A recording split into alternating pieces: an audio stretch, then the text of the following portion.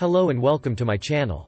Today, we're going to be talking about one of the most unique subclasses for sorcerers, the Clockwork Soul. The Clockwork Soul subclass is all about harnessing the power of clockwork and using it to manipulate reality.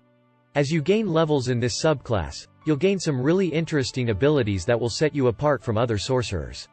At level 1, you'll gain the ability to use Restore Balance. Your connection to the plane of absolute order allows you to equalize chaotic moments. When a creature you can see within 60 feet of you is about to roll a d20 with advantage or disadvantage, you can use your reaction to prevent the roll from being affected by advantage and disadvantage. You can use this feature a number of times equal to your proficiency bonus, and you regain all expended uses when you finish a long rest. At level 1, you'll gain the ability to use Clockwork Magic. You learn additional spells when you reach certain levels in this class, as shown on the Clockwork Spells table. Each of these spells counts as a sorcerer spell for you, but it doesn't count against the number of sorcerer spells you know. Whenever you gain a sorcerer level, you can replace one spell you gained from this feature with another spell of the same level. The new spell must be an abjuration or a transmutation spell from the sorcerer, warlock, or wizard spell list. At level 6, you'll gain the ability Bastion of Law. You can tap into the grand equation of existence to imbue a creature with a shimmering shield of order. As an action, you can expend 1 to 5 sorcery points to create a magical ward around yourself or another creature you can see within 30 feet of you. The ward lasts until you finish a long rest or until you use this feature again. The ward is represented by a number of d8s equal to the number of sorcery points spent to create it.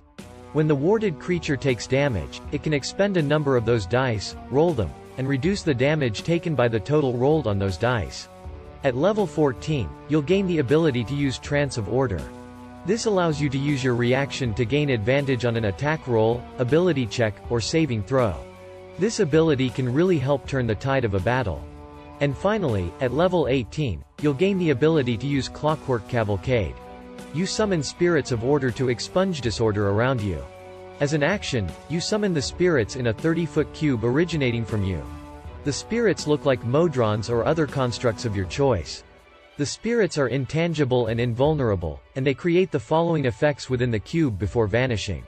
The spirits restore up to 100 hit points, divided as you choose among any number of creatures of your choice in the cube. Any damaged objects entirely in the cube are repaired instantly. Every spell of 6th level or lower ends on creatures and objects of your choice in the cube. Once you use this action, you can't use it again until you finish a long rest, unless you spend 7 sorcery points to use it again. So those are the abilities you'll gain as you level up in the Clockwork Soul subclass. But what about feats? Well, there are a few feats that can be really useful for a Clockwork Soul sorcerer. The first is the Alert feat. This will give you a bonus to your initiative, which can be really useful in combat.